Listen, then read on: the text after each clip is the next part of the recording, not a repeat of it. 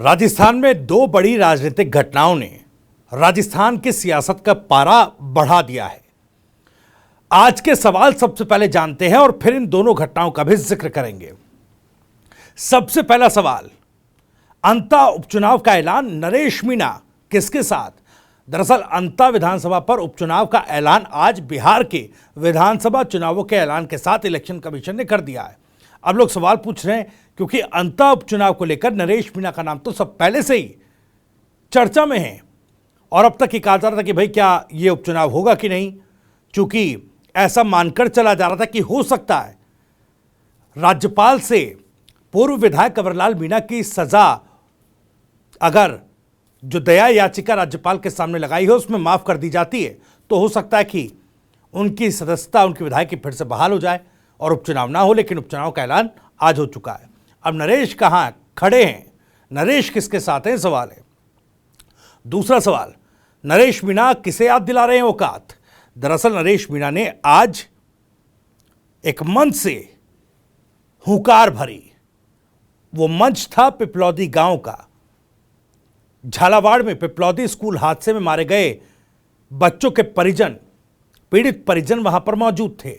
वहां से मंच पर नरेश मीणा ने हुंकार भरते हुए कई ऐसी बातें कही जिसमें सीधा सीधा टकराव या यूं कहें कि सीधे सीधे चुनौती नजर आई। तीसरा सवाल है कि पीड़ितों को आर्थिक सहारा, वसुंधरा पर खूब निशाना। स्कूल हादसे में मारे गए बच्चों के परिजनों को मुआवजा, एक तरीके से मुआवजा शब्द सही नहीं होगा, आर्थिक सहायता नरेश मीणा ने वहां पर दी है। लेकिन इस मंच का उपयोग उन्होंने वसुंधरा को टारगेट करने के लिए भी किया है। चौथा सवाल, नई धुरी पर नरेश साथ देगा सर्व समाज। नरेश मीणा जो अपनी शुरुआती राजनीति में मीणा समाज की राजनीति को आधार बनाकर आगे बढ़ने की कोशिश कर रहे थे, अब उन्होंने धुरी थोड़ी सी बदल ली है। नई धुरी पर नरेश मीणा आ गए हैं और क्या वाकई सर्व समाज साथ देगा? और उस सर्व समाज को साधने के लिए नरेश मीणा किस तरीके से अपनी सियासत को एक नया मोड़ देने की कोशिश कर रहे हैं, ये भी आपको बताएंगे। तो वीडियो में आगे बढ़ें उससे पहले आपको बता दें, राजस्थान की राजनीति, उसके सटीक विश्लेषण और अंदर की खबरें दिखाने वाला स्पेशल शो इनसाइड स्टोरी के साथ मैं हूं भविष्य त्यागी। तो राजस्थान में आज दो बड़ी घटनाएं हुई। पहला, बिहार के विधानसभा चुनावों के ऐलान के साथ ही अंता का उपचुनाव भी घोषित कर दिया गया, उसका भी ऐलान हो चुका है। अब अंता का उपचुनाव जैसे ही इसकी घोषणा हुई, जाहिर तौर पर प्रदेश की सियासत का तापमान बढ़ गया। सब लोग फिर एक बार नरेश मीणा की चर्चा करने लगे और नरेश मीणा, दूसरी घटना जो प्रदेश की है वो भी नरेश मीणा से ही जुड़ी है। आज नरेश मीणा झालावाड़ के पिपलौदी गांव पहुंचे। आपको याद होगा किस तरीके से पिपलौदी गांव में स्कूल हादसे में कई बच्चे मारे गए थे, कई लोग घायल हुए थे, 8 बच्चों की मौत हुई थी। हालांकि सरकार की तरफ से मुआवजा दिया गया, लेकिन मुआवजे को नाकाफी बताते हुए इस पर लगातार मांग उठ रही है। नरेश मीणा ने भी, आपको याद होगा, इस स्कूल हादसे के तुरंत बाद अपनी जन क्रांति यात्रा का रुख झालावाड़ की तरफ मोड़ दिया था। हालांकि बाद में उन पर आरोप लगे कि प्रशासनिक टकराव हुआ।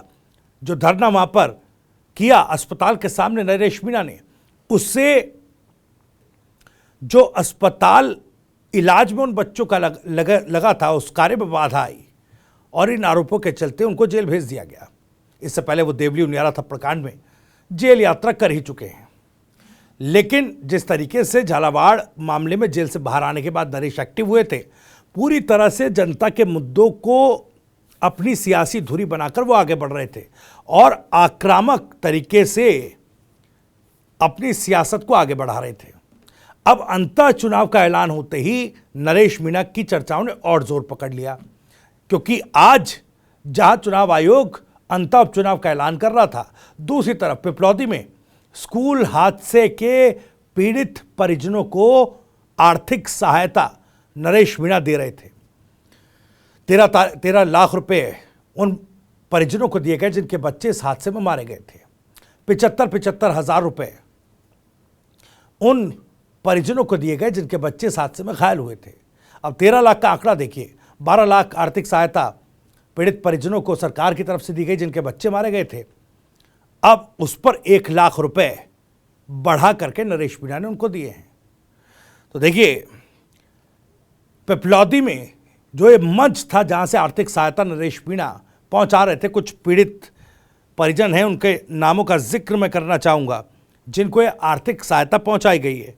कुछ के बच्चे स्कूल हादसे में घायल हुए थे तो कुछ के बच्चे मारे गए थे। इनमें उधम सिंह हैं, भरत सिंह लोधा हैं, लक्ष्मण, हरीश, भंवर, मुकेश मील, जगदीश, माफ कीजिएगा मुकेश भील, जगदीश, मुकेश, रघुवीर भील, तेजवीर भील। तो भील समाज, आदिवासी समाज जो मैं कह रहा हूँ, दलित समाज और एक नाम राजपूत समाज का भी है। तो कहीं ना कहीं जब नरेश मंच पर मौजूद थे तो वहाँ पर जब वो इन पीड़ितों को सहायता राशि, आर्थिक सहायता जो है वो पहुँचा रहे थे, तो पीड़ितों से बात करते हुए उनके नाम जब नरेश मीणा पहुँच रहे थे तो मन से संदेश जा रहा था कि देखिए अब केवल मीणा समाज को आधार बनाकर या मीणा समाज तक सीमित राजनीति नरेश मीणा नहीं कर रहे हैं, वो सर्व समाज की राजनीति कर रहे हैं। उसका एक उदाहरण उन्होंने अपने एक सभा में भी दिया था। उन्होंने सर्व समाज की बात की थी और उसी आधार पर झालावाड़ स्कूल हादसे में पीड़ित परिजनों को सहायता राशि देकर उन्होंने एक एग्जाम्पल इसका भी सेट कर दिया, जिसको आने वाली राजनीति में कहीं ना कहीं एक नए टैग के तौर पर वो इस्तेमाल करेंगे। अब देखिए सवाल ये उठ रहा कि भाई नरेश मीणा अंतर चुनाव क्या लड़ेंगे? जाहिर तौर पर छबड़ा और देवली उनियारा में उन्होंने उपचुनाव, छबड़ा में विधानसभा चुनाव, देवली उनियारा में उपचुनाव लड़ा था। कांग्रेस से टिकट मांगा, नहीं मिला, निर्दलीय टाल ठोक दी। अब अंता से भी चर्चाएं चल रही है। जाहिर तौर पर राजनीतिक पंडित ये कह रहे हैं कि अंता उपचुनाव में ताल जरूर नरेश मीणा ठोकते नजर आएंगे। लेकिन अब जैसे जैसे झालावाड़ मामले में जेल जाने के बाद जब नरेश मीणा बाहर आए हैं और तमाम मुद्दों पर राजनीति करते, जन सरोकार से जुड़ते नजर आ रहे हैं नरेश मीणा, तो इसके साथ साथ ये भी लगने लगा है कि कांग्रेस के प्रति जो पुराना लगाव है वो फिर एक बार प्रेम, कांग्रेस प्रेम नरेश मीणा का उमड़ रहा है। नरेश मीणा ने एक मंच से कह दिया था कि भाई राहुल गांधी मेरे कंधे पर हाथ रख देंगे तो मैं तभी कांग्रेस ज्वाइन करूंगा, नहीं तो नहीं करूंगा। अब झंडे उठाने और दरी बिछाने वाले के तौर पर मैं कांग्रेस ज्वाइन नहीं करूंगा। लेकिन साफ तौर पर यह संकेत दिया था कि कांग्रेस में जाने की संभावना है। लेकिन सवाल ये उठता है कि कांग्रेस क्या वाकई अंता उपचुनाव के लिए प्रत्याशी या दावेदार के तौर पर नरेश मीणा की तरफ देख रही है? क्योंकि अनशन जब 15 दिनों का नरेश मीणा ने किया तो देखिए अस्पताल में जाकर तमाम नेताओं ने मुलाकात, कांग्रेस के तमाम दिग्गज नेताओं ने मुलाकात की। सचिन पायलट ने फ़ोन पर बात की, गहलोत ने भी ट्वीट किया, गहलोत ने भी मुलाकात की। तो ऐसा लगा कि अब अपने पाले में फिर एक बार नरेश मीणा को कांग्रेस लाने की कोशिश कर रही है। अब जाहिर तौर पर जिस तरीके से वो राजनीति कर रहे हैं उनकी सियासी लकीर और बड़ी है, उनका सियासी कद और बड़ा हुआ है और कांग्रेस भली बात ये समझ रही है। कांग्रेस इस बात को भी समझ रही थी कि बीजेपी भी किरोड़ी मीणा के जरिए कहीं ना कहीं कोशिश ये कर रही थी कि नरेश मीणा को अपने पाले में लेकर आया जा सके, लेकिन वो संभव हो नहीं पाया। अब ऐसे में नरेश मीणा के सियासी कद को बढ़ता देख तमाम कांग्रेस के नेता अस्पताल भी पहुंचे थे उनसे मिलने और फिर ये बताने की कोशिश कर रहे थे कि भाई कांग्रेस आपके साथ है। यानी कि निगाह तो नरेश पर है, लेकिन अंता चुनाव में, अंता के उपचुनाव को लेकर क्या निशाना भी कांग्रेस उधर ही रखेगी?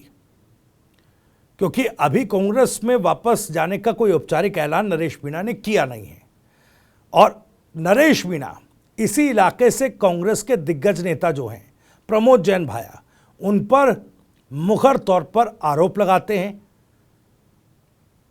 उन नामों पर नरेश मीणा की टकराव की राजनीति सीधे दिखाई देती है। ऐसे में कांग्रेस के दिग्गज नेता प्रमोद जैन भाया जो डोटासरा के काफ़ी करीबी बताए जाते हैं, ऐसे में उन पर खुले तौर पर अटैक करना क्या अंता उपचुनाव में कांग्रेस से नरेश की दावेदारी को खत्म कर देगा, या फिर नरेश मीणा अब उपचुनाव के ऐलान के बाद प्रमोद जैन भाया जैसे नेताओं पर आरोप जो लगा रहे थे क्या उस पर चुप्पी साध लेंगे और एक सटल तरीके से कांग्रेस में वापसी करके अंता के लिए दावेदारी करेंगे? ये एक सवाल है। लेकिन सवाल ये भी है कि अगर ऐसा नहीं होता, नरेश मीणा इन नेताओं पर अगर उस तरीके से अपने हमले रोकते नहीं हैं तो क्या कांग्रेस में वापसी संभव हो पाएगी नरेश मीणा की? ये भी अपने आप में सवाल है। लेकिन नरेश मीणा रुकेंगे नहीं, जो टेम्परामेंट नरेश मीणा का है उसमें साफ झलकता है कि वो बीजेपी हो या कांग्रेस हो, अब अपने सियासी लकीर को बड़ा करने में किसी भी पार्टी को, किसी भी दल को रोड़ा नहीं बनने देंगे। जाहिर तौर पर देखिए, 2 चुनाव उन्होंने लड़े, दोनों में हार हुई, रनर अप रहे, दूसरे नंबर पर रहे, लेकिन उन्होंने साबित कर दिया कि चुनाव में वोट लाने की क्षमता उनमें है।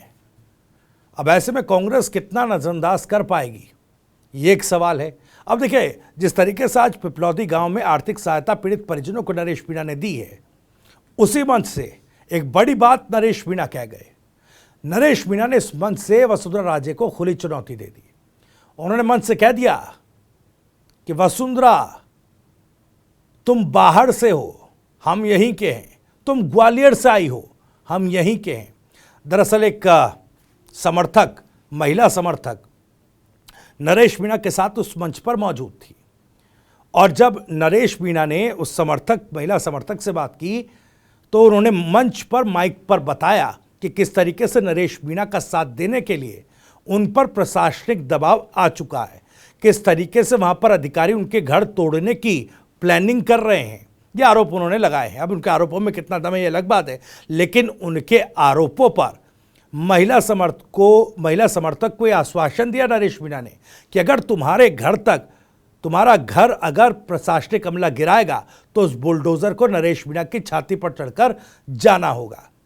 यानी कि नरेश मीणा ने झालावाड़ में, जहां पर उन पर यह चर्चा भी चली कि जब झालावाड़ स्कूल हादसे के बाद नरेश मीणा झालावाड़ पहुंचे तो वसुंधरा राजे को उनकी वहां पर मौजूदगी पसंद नहीं आई। अब आप सब जानते हैं झालावाड़ वसुंधरा राजे का सियासी वर्चस्व वाला इलाका है, तो ऐसे में जाहिर तौर पर कोई भी पॉलिटिकल इन्फिल्ट्रेशन वो पसंद नहीं करेंगी। अंदर खाने कुछ खबरें इस तरीके की भी आई कि भाई अगर कुछ ऊंच नीच होती है, किसी तरह की हिंसा होती है, कोई रुकावट आती है, कोई गतिरोध होता है, तो उसमें मुखरता से आप एक्शन लीजिए। अधिकारियों को यह संदेश चला गया था और इसी के चलते नरेश मीणा पर केस दर्ज हुआ, उनको जेल भेजा गया, इस तमाम चीज़ें हुई हैं। अब देखिए, उसी झालावाड़ की धरती पर जाकर, पिपलौदी गांव में जाकर वो वसुंधरा राजे को खुले तौर पर चुनौती दे रहे हैं। ठीक है, कांग्रेस को ये कहीं ना कहीं कांग्रेस के लिए मुफीद हो सकता है, लेकिन कांग्रेस के लिए मुफीद ये नहीं होगा कि नरेश मीणा उन्हीं की पार्टी के नेता प्रमोद जैन भाया जैसे नेताओं पर अनर्गल टिप्पणियां करें या फिर आरोप लगाएं।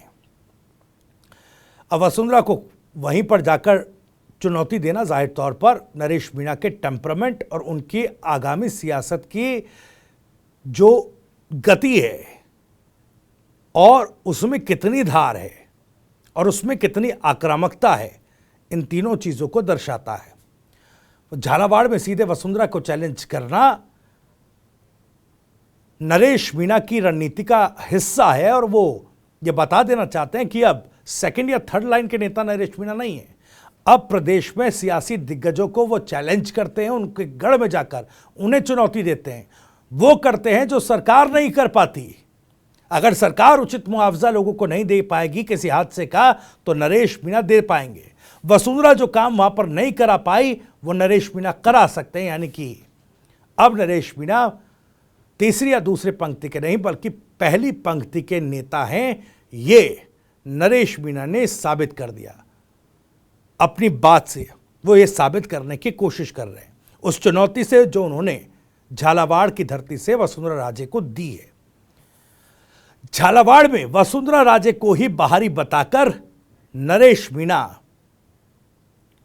अपनी राजनीति में बीजेपी और वसुंधरा दोनों के खिलाफ ही एक मुखर राजनीति का, मुखर विरोध का बिगुल फूंक रहे हैं। खैर, इन तमाम चीज़ों से, अब देखिए, इन तमाम चीज़ों के जरिए जिस तरीके से मुखर जन मुद्दों पर हैं नरेश मीणा, जिस तरीके से झालावाड़ स्कूल हादसे के पीड़ितों को पैसा दे रहे हैं, उनकी मदद कर रहे हैं, उधर विक्रम मीणा की हत्या के बाद किस तरीके से वहां पर उन्होंने प्रदर्शन किया और परिजनों के साथ खड़े नजर आए, डुगरी बांध मामले पर वो सड़क पर नजर आते हैं, तो कहीं ना कहीं एक तरीके से जन समर्थन नरेश मीणा जरूर हासिल कर रहे हैं।